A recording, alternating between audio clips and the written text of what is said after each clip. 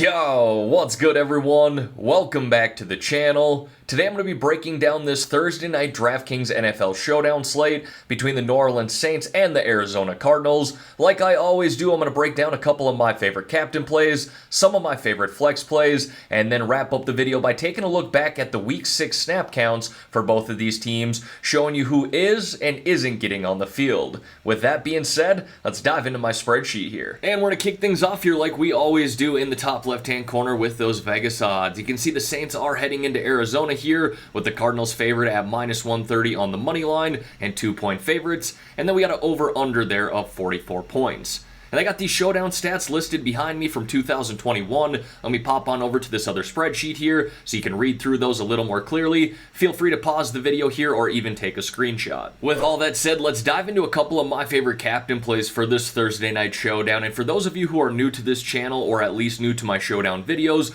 what I always do is highlight one captain from both sides of this game. Now starting on the Saints side of things here, I like Alvin Kamara, but I do like this play a lot more if Andy Dalton ends up starting at quarterback for the Saints versus Jameis Winston. Now, I think there's still a case to be made for AK if Jameis does play. His role just changes a little bit more, though, if Jameis is in. Jameis is that high-risk, high-reward type of quarterback, where Andy Dalton plays a little more conservative and dumps it off to guys like Alvin Kamara. We've seen that here over the past 2 weeks when Andy Dalton has been starting. Kamara's had 42 carries in those 2 games and 15 targets, turning that into 318 total yards and solid DraftKings performances. Last week he had 18.4 DraftKings points, the week before that 27.4. And he's yet to even score a touchdown this year. We know that Alvin Kamara is going to regress towards that median, find the end zone sooner than later, and maybe even multiple times in the same game. Why not here against this Arizona Cardinals defense that has not been very good against the run this year, and they allow big plays as well. They have the 5th highest gash rate, which fits perfect for Alvin Kamara's running style. Now on the Cardinals side of things, there are a few different routes that I don't mind going. Kyler Murray is a safe captain consideration. DeAndre Hopkins I think we could put there even in his first game back.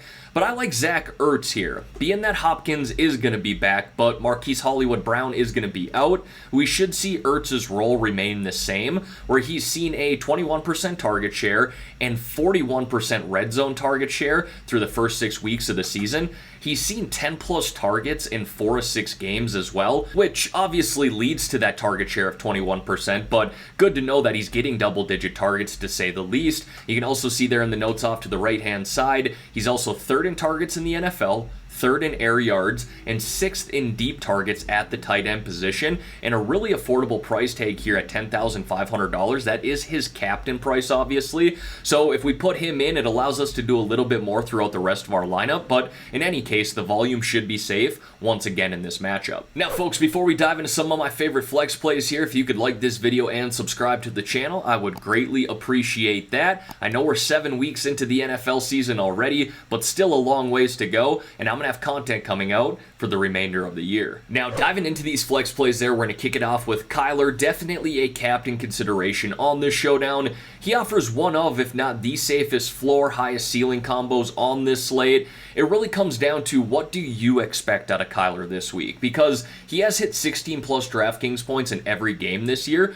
but do you think he's going to get there by running the ball or passing the ball? If you think he's going to get there by running the ball, then it probably makes sense to put him in the captain spot. We all know he's capable of going for 100 rushing yards and scoring multiple rushing touchdowns, but he's also very capable of throwing for 3+ touchdowns as well. If that ends up being the case, then you're probably going to want to put one of his wide receivers and or Zach Ertz in the captain spot. But either way, I'm going to have exposure to Kyler Murray. Like I said, one of the safest floor, highest ceiling combos on this slate. The next guy I got there then is DeAndre Hopkins, and being that Marquise Brown is going to be out for the next month or so, D-Hop should step right back into this wide receiver number 1 role, where he saw a 20% target share last year and 31% of the team's air yards. He is very expensive here at 10-2. I was actually a little shocked to see him as the 3rd highest priced guy on this showdown slate.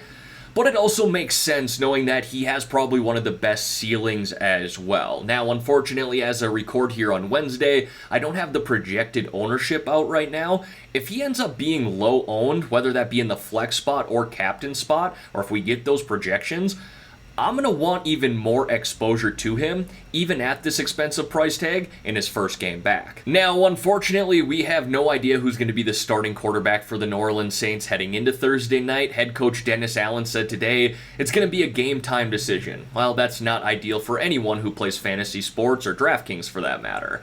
As I mentioned earlier, if it's Andy Dalton, I do prefer Alvin Kamara a little bit more. If it ends up being Jameis Winston, I probably prefer these pass catchers a little bit more. And for what it's worth, between these two, I do hope that it's Jameis Winston, that high-risk, high-reward type of player. That's what we're looking for on a showdown. So we need to keep an eye on this. Hell, could even be Taysom Hill who ends up starting at the quarterback position. If that ends up being the case, he's probably a must roster for us. But before I do a little deeper dive there on Taysom Hill, let's talk about Eno Benjamin here of the Arizona Cardinals. James Conner missed last week's game against the Seattle Seahawks, did not practice once again on Tuesday, and it looks like he's not going to play here on Thursday night. We definitely need to keep an eye on that, but assuming that he does miss, Eno Benjamin should be locked into solid volume once again.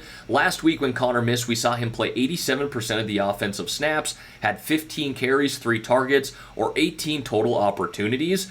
He really didn't do a whole lot with those touches, but good to see that the volume is there.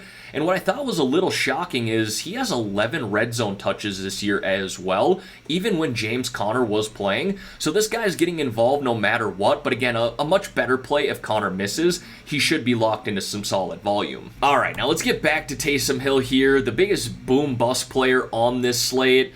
He could make or break a lineup, there's no doubt about that. Look back to week 5 where he scored 3 rushing touchdowns, just ridiculous. He steals so much from Alvin Kamara too, it can really be tilting, but we got to talk about him here. Now, if Jameis Winston and or Andy Dalton do play, I'm going to downgrade Taysom Hill. If those guys are out and Taysom Hill's the starting quarterback, I think he becomes a must play at this price here, $7,200. And even if he doesn't start at the quarterback position, there's still an argument to put him in the flex spot. So he's only playing about 23-24% of the offensive snaps this year, but when he's on the field, he's touching the ball, and he has scored 5 rushing touchdowns this year as well, on top of throwing 1 passing touchdown. So he's such a weird player. He could very well have 3 total touches in this game and rack up 3 DraftKings points, or he could score 3 touchdowns and rack up 25 plus DraftKings points. It's really kind of a coin flip on this guy, but again, it comes down to the status of Winston and Dalton too. If those guys are not playing, I think Hill becomes a must start. Now, one guy we don't have to worry about whether or not he'll be on the field is Rondale Moore of the Arizona Cardinals. Since returning from injury, he's run a route on 95% of Murray's dropbacks, while seeing a 22% target share. And while he does have a very low ADOT, I don't mind that at all, because that's led to 16 receptions on 23 targets. They're very safe throws going his way, and he's made the most of that, and he's just way too cheap here at $5,800, and so he'll likely be very popular considering the price and volume he's received lately. But I'll look to try and get contrarian with different players because Moore should be locked into some solid work here. I then got Marquez Callaway there of the New Orleans Saints, and you're probably going, why don't you have Chris Olave on this spreadsheet here? Look, I think Olave has been fantastic this year. He is going to be returning this week after suffering a concussion back in week 5. But he also has a tough matchup against Byron Murphy, who has shut down opposing number 1 wide receivers so far this season. Now, if it ends up being Jameis Winston, yeah, I'll probably put Chris Olave in at least one of my lineups. But if it ends up being Andy Dalton, I have less interest there and might want to pivot to one of these other guys like Marquez Callaway or even Traquan Smith. I ended up going with Callaway here. Both played about 71% of the offensive snaps last week, and while Traquan Smith did find the end zone and score a touchdown, Callaway has seen more targets this year, and he is cheaper as well at $4,800.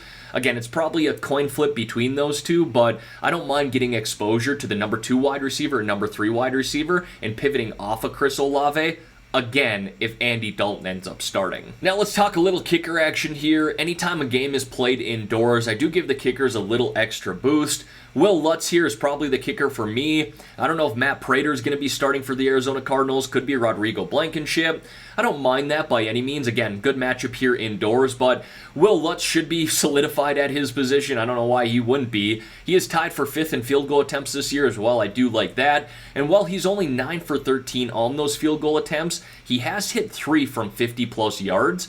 If he does that, let's say he gets 2 kicks from 50 plus yards in this game, that's 10 DraftKings points. Not bad at all for a guy priced at $4,000. And then wrapping it up there with Juwan Johnson, being that Adam Trautman is going to be out for the New Orleans Saints this week, Johnson should see an increased workload, where he was on the field 78% of the offensive snaps last week once Trautman got injured. The Cards have also allowed the second most points to opposing tight ends this year, 19.4 DraftKings points per game, so this is a very good matchup for him. He's a big body guy that they look for in the red zone, and so while he might not see 7, 8 plus targets like a guy like Zach Ertz will, he is a guy that could score a touchdown in a very cheap price tag at $3,000. And then to wrap up this video, let's take a look back at the Week 6 snap counts for both of these teams. Again, showing you who's playing quite a bit and who not so much. We're going to start here with the New Orleans Saints, and what sticks out to me is both these 2 wide receivers, Callaway and Smith, were the top 2 wide receivers last week in both snaps and routes run, and that's because Chris Olave was out, as well as Michael Thomas, but Michael Thomas is going to miss here again this week.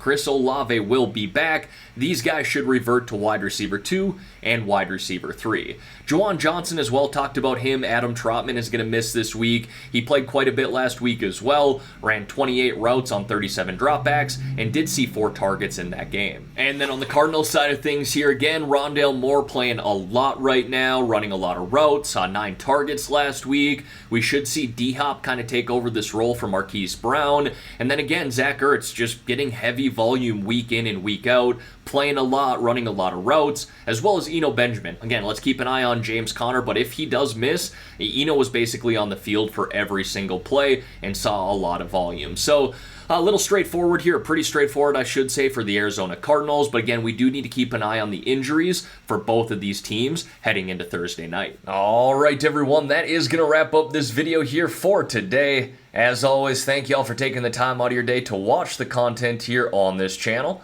If you could like this video and subscribe to the channel, I would greatly appreciate that. Let's have ourselves a great day here, folks. Let's win some money on this showdown as well. I'm out of here.